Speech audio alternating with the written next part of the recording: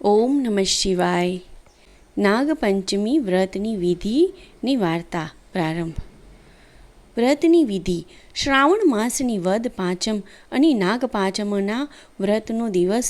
આ દિવસે વ્રત કરનારે પોતાના ઘરની દિવાલ ઉપર, બને તો રસોડાની દિવાલ ઉપર નાગદાદાનું ચિત્ર દોરવું. ઘીનો દીવો કરવો. ઘી અને બાજરીના લોટની કોરી કુલેર કરવી. પલાળેલી મગની દાળ, શ્રીફળ એક વખત જમીને આ વ્રત કરવું. બને તો આગલા દિવસે ચણાના લોટનું ટાળું જમવું. આ વાર્તા કહેવી અને નાગદાદાની પૂજા કરવી. નાગપંચમીની વાર્તા આ પ્રમાણે છે. એક નાનું ગામ હતું. તેમાં એક ડોશી રહે. ડોશીને 7 દીકરા હતા. 6 દીકરા મોટા હતા. તેમની વહુઓને પિયરમાં ઘણું જ સુખ હતું. પૈસા ટકાની રેલમછેલ હતી. 7મા છોકરાની વહુનું પિયર ગરીબ હતું. તેથી તેની સાસુ મેણા ટોણા મારે, વાત વાતમાં વાંધા વચકા પાડે અને આમ નાની વહુને દુઃખ દે. બધાના જમ્યા પછી એઠું જૂઠું જમવાનું આપે. નાની વહુના બિચારીના દુઃખના દિવસો પસાર થતા હતા. એવામાં નાની વહુને સુખનો દિવસ આવ્યો. નાની વહુ ગર્ભવતી થઈ.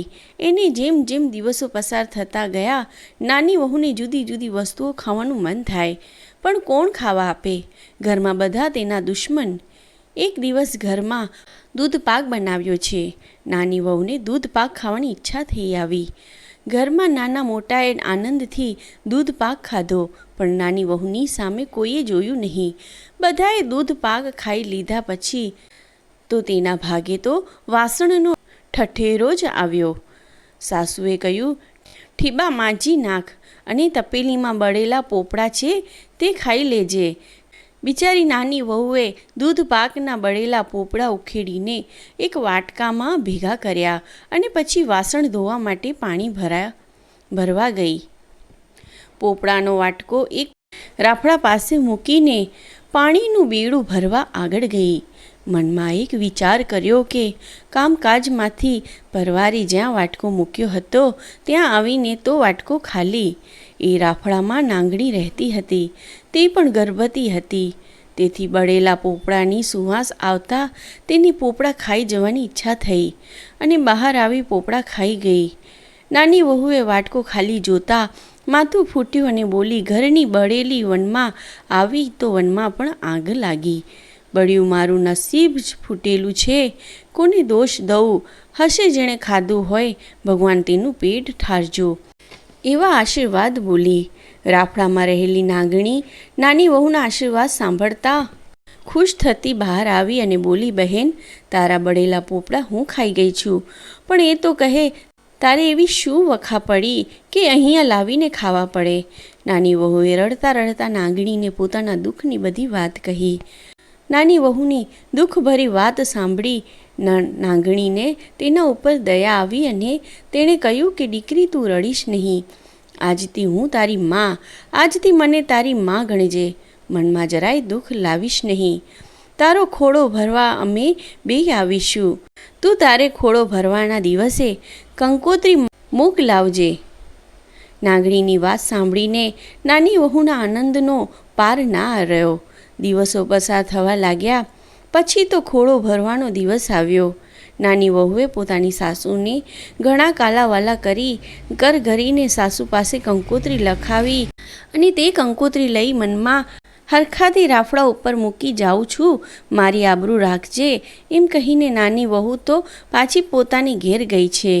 ખોળો ભરવાનું મુહૂર્ત આવ્યું ત્યાં તો નાગ અને નાગણી વાજતે ગાજતે વહુ ઘેર આવ્યા છે. આખા ગામમાં વાત ફેલાઈ ગઈ કે નાની વહુના પિયરમાં તો બહુ પૈસાવાળા છે, કેટલું બધું લઈને ખોળો ભરવા આવ્યા છે. ખોળો ભરવાની વિધિ પૂરી થયા પછી તો સાસુને કહીને નાગ અને નાગણીની નાની વહુએ એમના ઘેર લઈ ગયા. સમય થતાં નાની વહુને દેવના ચક્કર જેવા પુત્રનો જન્મ થયો. દીકરો તો રાતે વધે છે, તેનાથી વધારે દહાડે વધે છે. એમ નાની વહુની સાથે નાગણી વિહાય છે અને તેના બચ્ચા મોટા થાય છે. દરરોજ દૂધ ગરમ કરી પછી બાજુમાં ઘંટડી મૂકે છે અને નાની વહુને નાગણી કહે છે, અમે ચારો ચરવા જઈએ, દૂધ ઠંડુ થાય એટલે આ ઘંટડી વગાડજે. ઘંટડીનો અવાજ સાંભળી તારા ભાઈઓ નાગના બચ્ચા દૂધ પીવા આવશે. આમ દરરોજ નાની વહુ ઘંટડી વગાડે છે અને નાગણીના બચ્ચા દૂધ પીવે છે. એક દિવસ નાગ નાગણી ચારો ચરવા ગયા હોય છે. દૂધ હજી ગરમ ગરમ છે. નાની વહુ કાંઈક કામમાં હોય છે અને નાની વહુનો દીકરો ભાખોડીએ ચાલતા શીખી ગયો છે. તે ભાખોડીએ ચાલતા ચાલતા પેલી ઘંટડી પાસે રમકડું સમજીને જાય છે અને તેના હાથે ઘંટડી વાગે છે.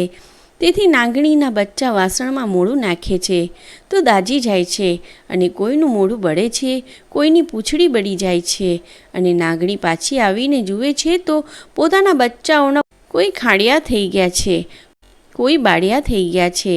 નાગણી નાની વહુને પૂછે છે, આ કોણે કર્યું? ત્યારે નાની વહુ રડતા રડતા બધી વાત કરે છે.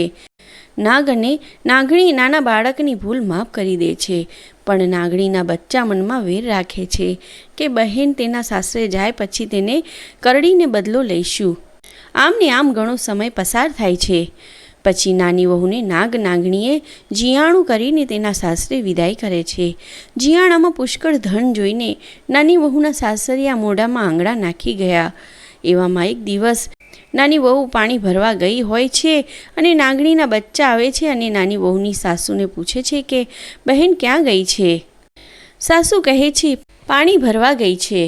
નાગના બચ્ચા ઘરમાં બેઠા હોય છે અને નાની વહુ પાણી ભરીને આવે છે અને પાણીયારામાં જ તે બચ્ચા સંતાઈને બેસે છે અને તેઓ વિચારે છે કે બહેન પાણીયારામાં બેડું મૂકવા આવશે એટલે આપણે તેને દંશ દઈ દેશું. નાની વહુ પાણીયારામાં બેડું મૂકવા જાય છે ત્યાં જ તેને ઠેસ આવે છે અને તરત જ તેના મોઢામાંથી સરી પડે છે કે ખમ્મા મારા ખાડિયા બાળિયા વીરને. આ સાંભળી પેલા નાગના બંને બચ્ચાઓને થાય છે કે બિચારી બહેન આપણા માટે કેટલી દુઃખી છે, હવે આપણાથી તેને કરડાય નહીં અને તેઓ ત્યાંથી ચૂપચાપ ચાલ્યા જાય છે અને તેઓ વેર ભૂલી જાય છે. સાસરામાં નાની વહુ માનીતી થઈ જેથી જેઠાણીઓ વગર લાકડે બળવા લાગી. એક દિવસ નાની વહુના છોકરાએ જેઠાણીના દૂધની તાસડી ઢોળી નાખતા જેઠાણીએ ચણકો કર્યો, તું તો મોટા ઘરનો છે, તારી માને કહે વડે ભેંસો બંધાવે. નાની વહુ રડતી રડતી રાફડા પાસે ગઈ. નાગણને મેણાની વાત કરી તો નાગણી બીજા જ દિવસે 7, 20, 140 દૂધણી ભેંસો મોકલી. શ્યામાએ જરા કે દોષ રાખ્યા વગર અડધી ભેંસો જેઠાણીઓને આપી દીધી. એના હૃદયની વિશાળતા જોઈ જેઠાણીઓના હૃદય પલટાઈ ગયા અને નાની વહુ ઘરમાં સૌની માનીતી બની ગઈ. હે નાગ દેવતા, હે નાગ માતા, જેવા નાની વહુને ફળ્યા એવા વ્રત કરનાર, વાંચનાર, સાંભળનાર સૌને ફળજો. ઓમ નમઃ શિવાય. જય નાગ દેવતા, જય નાગ દેવતા. જય શ્રી કૃષ્ણ. રાધે રાધે. જો આ નાગ પાંચમની વાર્તા સાંભળવામાં આનંદ આવ્યો હોય તો આ વિડીયોને લાઈક કરીને આગળ શેર કરજો અને ચેનલ પર નવા હોય તો સબસ્ક્રાઈબ કરજો. ધન્યવાદ.